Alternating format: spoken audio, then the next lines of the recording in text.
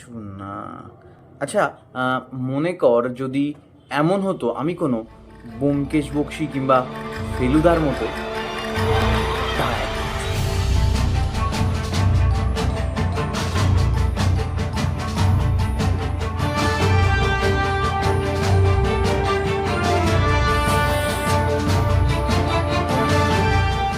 গোয়েন্দা হতাম,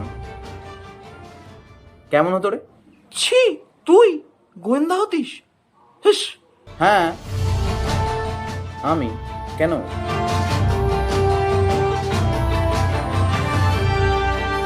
কোনো খামতি আছে নাকি? আরে খামতির প্রসঙ্গ তো পরে আসবে। গোয়েন্দা হতে গেলে কি কি জিনিসের প্রয়োজন পড়ে তুই জানিস? কেন, বুদ্ধির? ওই যে কবি ওখানেই কেঁদেছে তোকে গোয়েন্দা বানাতে পারেনি বলে।